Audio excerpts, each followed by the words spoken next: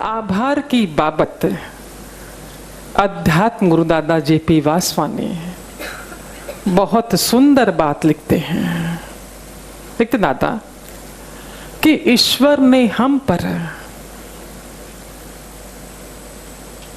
कितने नियामतें बरसा रखी है और हमें इसका एहसास भी नहीं है। हम तो बस शिकायत करते रहते हैं कि मेरे पास ये नहीं है, वो नहीं है, वो नहीं, और चिंताग्रस्त तनावग्रस्त हो जाते हैं। लिखते हैं दादा जेपी वासवानी कि जो भी व्यक्ति तनावग्रस्त, चिंताग्रस्त, परेशानियों से भरा हुआ, समस्याओं से भरा हुआ मेरे पास आता है, मैं उसे एक ही बात कहता हूं, काउंट योर ब्लेसिंग्स। न सिर्फ काउंट करो बल्कि लिखो, लिस्ट बनाओ। तब एहसास होगा आपको कि उसने कितनी नियामतें बरसा रखी है। एवज में धन्यवाद शब्द भी आपको छोटा महसूस होगा।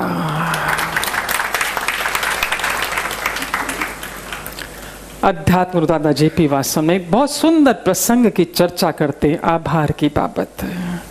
लिखते हैं कि तीर्थ यात्रियों का एक समूह पहाड़ों पर यात्रा कर रहा था। यात्रा लंबी थी, थकावट भरी थी, रास्ते संकरे थे, फिसलन भरे थे, खून जमा देने वाली ठंड पड़ रही थी। जो भोजन उनके पास था वो भी खत्म होते जा रहा था। धीरे धीरे आगे बढ़ रहे थे, समस्याओं से भरे हुए, परेशानियों से भरे हुए। ऐसे में निर्णय लिया गया कि आज रात जिस धर्मशाला में रुकेंगे वहां एक मीटिंग बुलाई जाएगी, ताकि जो जो समस्याएं हमारे सामने हैं, जो परेशानियां, उस पर चर्चा, उससे बाहर कैसे निकले। रात हुई, एक धर्मशाला में सारे तीर्थयात्री रुके। सारे नीचे आग जलाई गई, ठंड का समय था। उसके किनारे गोल सारे के सारे बैठ गए कि अपनी समस्याएं बताएंगे।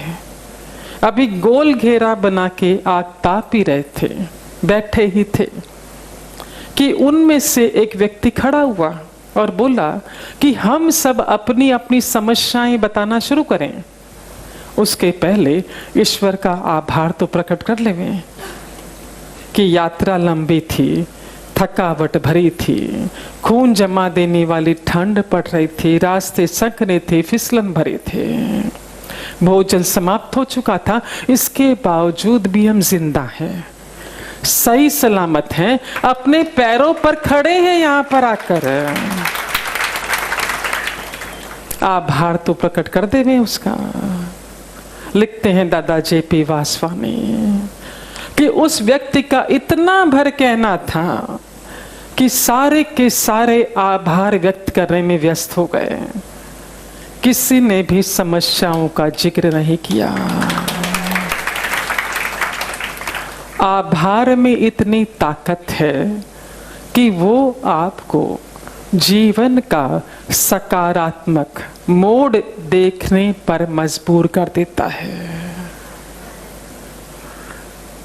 आभार की तुलना दादा जेपी वासवानी अफ्रीका में पाए जाने वाले एक फल से करते हैं। अफ्रीका में एक फल पाया जाता है, नाम है उसका टेस्टी बेरी।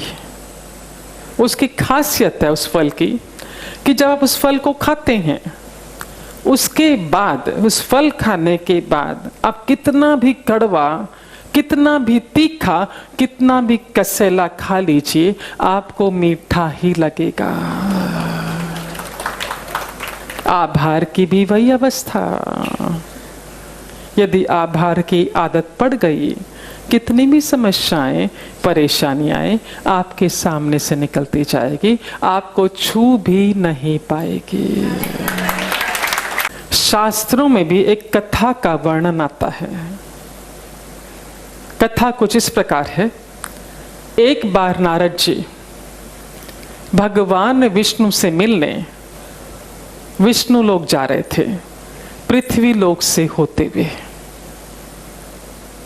ब्रह्म मुहूर्त में घर से रवाना हुए। चलते चलते विष्णु लोक जानने के लिए रास्ते में समुद्र पड़ा। दोपहर का वक्त था, ऊपर तपता सूरज, नीचे तपती रेत। ऐसे में उन्होंने देखा कि सामने से एक पक्षी बेचारा फुदक फुदक कर आगे बढ़ रहा है, क्योंकि उसके तलवे जल रहे थे। नारद जी को उस पक्षी को देखकर बड़ी दया आई। उसके पास पहुंचे और बोले कि क्यों इतनी तपती धूप और तपती रेत में तपते हो?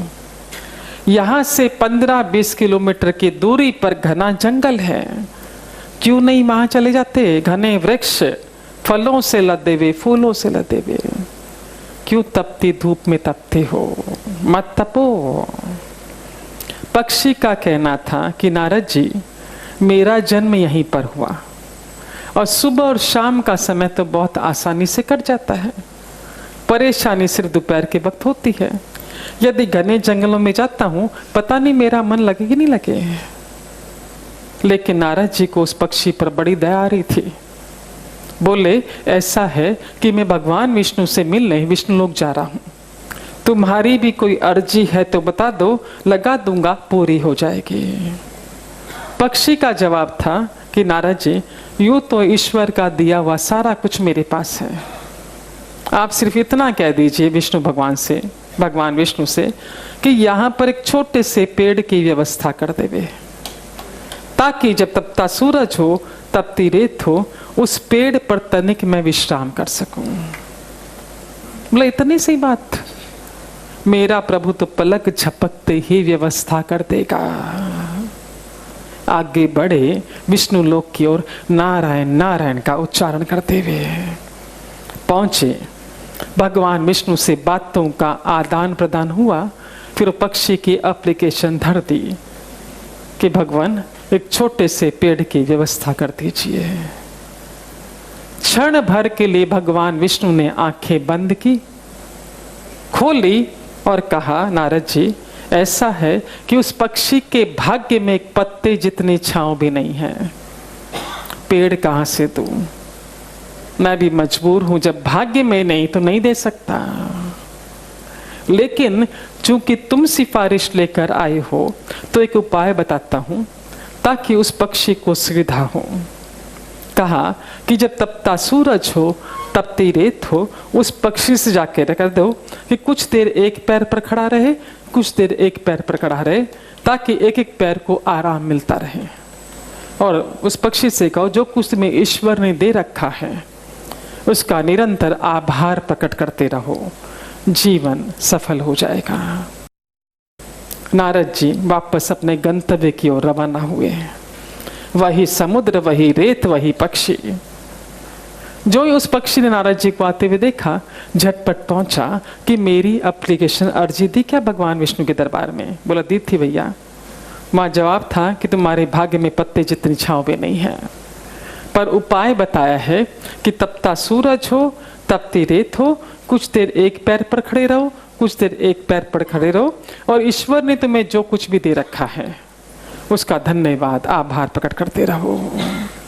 संदेश देकर नारद जी गंतव्य की ओर रवाना हो गए।